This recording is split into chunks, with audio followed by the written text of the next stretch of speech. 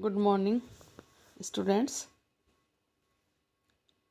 आज मैं आपको बीए भाग प्रथम का द्वितीय प्रश्न पत्र भारतीय राजनीतिक विचारक में मनु के राजकोष और अर्थव्यवस्था संबंधी विचार पर बताऊंगी। मनु इस बात से परिचित थे कि राज्य का संगठन, संचालन और समृद्धि के लिए कोष की बहुत ही आवश्यकता होती है।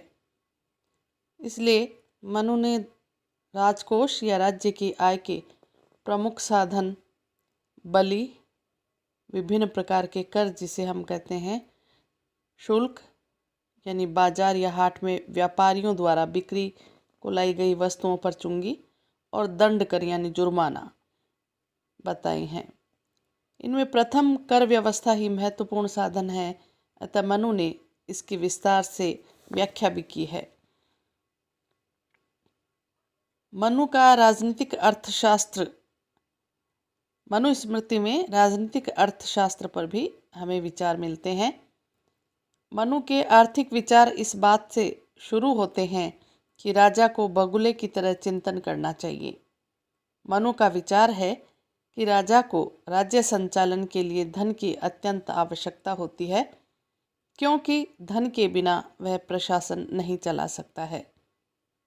इसलिए मनु ने करों की व्यवस्था की है। मनु के अनुसार राज्य को कर भी कम लगाना चाहिए। मनु ने राज्य को कई प्रकार के कर लगाने के लिए कहा है।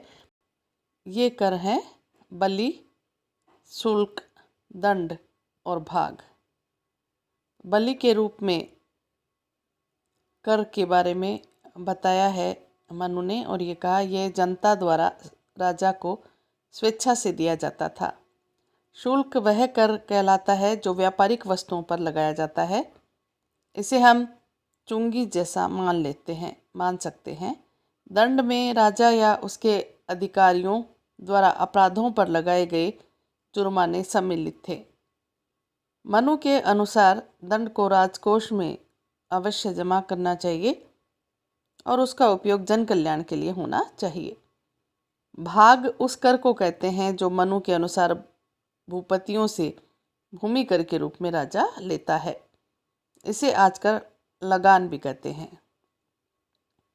यह उपज का 1/4 तक लिया जा सकता है, और इसके अलावा मनुस्मृति में तट कर, राजपथ कर, पशु कर, शिल्प कर जैसे आधुनिक करों का भी वर्णन किया गया है। तट कर नदी नालों पर भी लगता था, परंतु ब्रह्मचारियों, वानप्रस्थी और सन्यासियों को कर से मुक्त रखा गया था। राजपथ कर उन व्यक्तियों पर लगता था जो राजमार्ग का किसी न किसी रूप में उपयोग करते थे। पशु कर पशुओं पर लगाया जाता था, और मनुस्मृति में उत्पादन कर का वर्णन भी आता है। इसके साथ ही साथ मनु ने करारोपण के महत्वपूर्ण सिद्धांतों का विवेचन भी मनुस्मृति में किया है।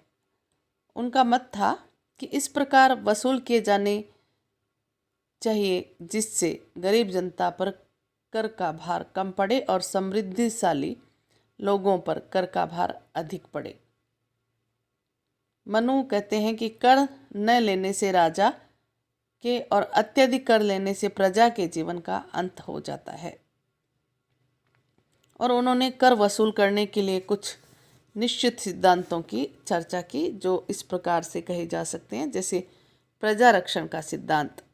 मनु के अनुसार कर लेने का उद्देश्य और आधार प्रजा का रक्षण है। अतः राजा द्वारा कर लेने के बदले प्रजा के जीवन और संपत्ति की रक्षा की जानी चाहिए, और कर भी इसी दृष्टि से ही लिए जाने चाहिए। इसमें यह भाव निहित है कि यदि राजा प्रजाजन की रक्षा करने में असमर्थ हो तो उसे प्रजाजन से कर लेने का कोई अधिकार नहीं है। फिर है जैसे लाभ पर कर का सिद्धांत। इसका आशय यह है कि किसी व्यवसाय में सभी प्रकार के व्यय देने के पश्चात जो विशुद्ध लाभ होता है उस पर ही कर लगाए जाने चाहिए। इस प्रकार मनु का विचार है कि मूलधन एवं व्यवसाय संबंधी कार्यों में लगे हुए धन को कर मुक्त रखा जाना चाहिए। राष्ट्रीय योजना का सिद्धांत देते हुए मनु ने कहा कि राजा के लिए जरूरी है कि उसके कारण राष्ट्र को संपन्न बनाने हेतु राष्ट्रीय योजनाओं को दृष्टि में रखते हुए ही कर लगाए जाने चाहिए। व्यथा मुक्ति का सिद्धांत भी दिया है मनु ने। राजा के द्वारा प्रजाजन से कर इस प्रकार वसूल किए जाने चाहिए कि कर देने में प्रजाजन को किसी प्रकार के कष्ट का अनुभव नहीं हो। मनु ने कहा, जिस प्रकार जोंक, बछड़ा और मधुमक्खी थोड़े थोड़े अपने अपने खाद्य क्रमशः रक्त, दूध और मधु ग्रहण करते हैं, उसी प्रकार राजा को प्रजा से थोड़ा थोड़ा वार्षिक ग्रहण करना चाहिए। अधिक कर निषेध का सिद्धांत। मनु इस बात के विरोधी है कि राजा प्रजाजन पर उसकी सामर्थ्य के बाहर कर लगाए। उनके अनुसार जो राजा मूर्खतावश अपने अधीन प्रजाजन से अधिक वसूल कर करता है, वह स्वयं अपना और अपने बंधु बांधवों का नाश करता है। तो मनुस्मृति में करों की दर के विषय में कुछ बातें कही गई है। व्यापारियों से कर उनके सभी प्रकार से लाभ व व्यय को देखकर लिया जाना चाहिए। राजा को कर के रूप में पशु तथा स्वर्ण का 50वां भाग और भूमि की श्रेष्ठता, उपजाऊपन एवं परिश्रम आदि का विचार कर धान्य का 6वां, 8वां या 12वां भाग ग्रहण करना चाहिए। वृक्ष, मांस, घी, गंध, औषधि, कपड़ा, मिट्टी के बर्तन और पत्थर की बनी सभी वस्तुओं का 6वां भाग कर के रूप में लिया जाना चाहिए। राजा को चाहिए कि वह सब्जी आदि सामान्यतम वस्तुओं की खरीद और बिक्री से जीने वाले साधारण व्यक्तियों से बहुत ही कम कर ले। कारीगर, बढ़ई, बोझ ढोने वाले मजदूर आदि से राजा प्रति मास 1 दिन काम करावे। राजा को अंधे, जड़, पंगु और 70 वर्ष से अधिक बूढ़े व्यक्तियों से कर नहीं लेना चाहिए। मनु के अनुसार राजा को किसी भी स्थिति में वेद पाठी ब्राह्मण से कर नहीं लेना चाहिए तथा उसके द्वारा ऐसा प्रयत्न किया जाना चाहिए कि ब्राह्मण भूख से पीड़ित न हो। तो इस तरह से कर व्यवस्था के बारे में मनु ने बहुत ही विस्तार पूर्वक अपने विचार दिए हैं। इसी तरह पर राष्ट्र नीति के बारे में भी और विभिन्न देशों के बीच में या राज्यों के बीच में जो संबंध निर्धारित होते हैं उसके बारे में भी मनु ने अपने विचार दिए। तो मनु ने न केवल आंतरिक प्रशासन के सिद्धांतों का वर्णन किया, वरन उसने उन सिद्धांतों का भी वर्णन किया जिनके आधार पर एक राज्य द्वारा अन्य राज्यों के साथ अपने संबंध स्थापित किए जाते हैं या करने चाहिए। मनु ने परराष्ट्र संबंधों पर विचार करते हुए 2 प्रमुख सिद्धांतों का प्रतिपादन किया और ये सिद्धांत है मंडल सिद्धांत और दूसरा है षड्गुण्य नीति। मंडल सिद्धांत जो मनु के अनुसार राजा को महत्वाकांक्षी होना चाहिए तथा उसे क्षेत्र विस्तार के लिए निरंतर प्रयत्नशील रहना चाहिए। इस दृष्टि से राजा को मंडल सिद्धांत के आधार पर दूसरे राज्यों के साथ संबंध स्थापित करने चाहिए। मंडल सिद्धांत का केंद्र बिंदु विजिगीषु राजा होता है, यानी विजय प्राप्ति की इच्छा रखने वाला राजा, और विजिगीषु राजा को केंद्र बनाकर 12 राज्यों के मंडल की रचना की गई है। तो मनु की मान्यता है कि एक राजा का पड़ोसी राज्य स्वाभाविक रूप से उसका शत्रु राज्य होता है, और दूसरी स्वाभाविक बात यह है कि मित्र का मित्र या शत्रु का शत्रु तो मित्र होता है, लेकिन शत्रु का मित्र शत्रु होता है।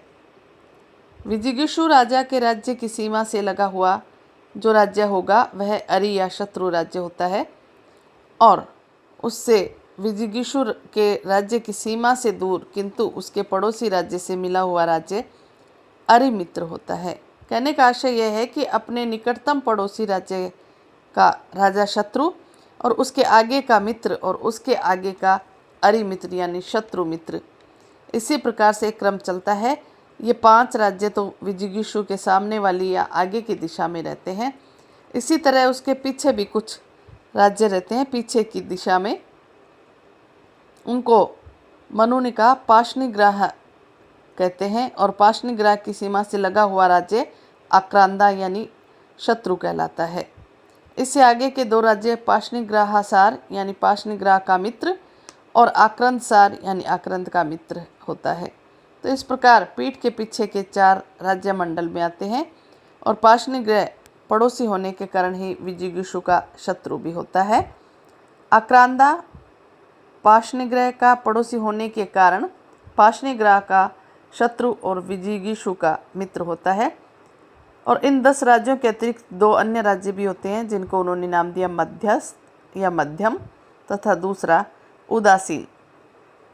मध्यम राज्य ऐसा होता है जिसका प्रदेश विजिगीषु तथा अरि राज्य दोनों की सीमा से लगा होता है और मध्यम राज्य दोनों की चाहे वे परस्पर मित्र हो या शत्रु सहायता करने में समर्थ होता है। और इसी तरह उदासीन राज्य प्रदेश विजिगीषु अरि तथा मध्यम इन तीनों की सीमाओं से परे होता है और यह बहुत शक्तिशाली होता है। तो इस तरह मनु ने 12 राज्यों का यह समूह राज्य मंडल का सिद्धांत दिया और इस राज्य मंडल और मंडल सिद्धांत के आधार पर ही मनु ने एक राज्य की सीमाओं के साथ लगे हुए राज्यों से उनके संबंध के बारे में अपने विचार भी रखे। इसी तरह उन्होंने षड्गुण्य नीति भी बताई। तो मनु ने षड्गुण्य नीति बताते हुए ये कहा कि इसके 6 लक्षण या 6 स्थितियां हैं।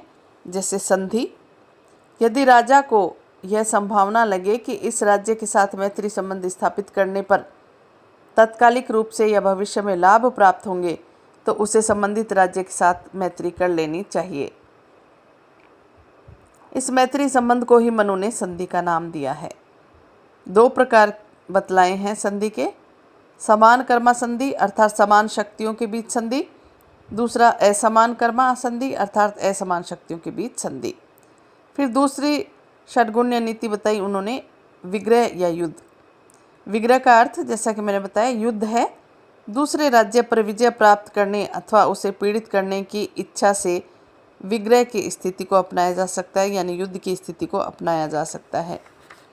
मनु ने राजा को परामर्श दिया कि विग्रह की स्थिति को तभी अपनाया जाना चाहिए जबकि राज्य की सभी परिस्थितियां अनुकूल हों।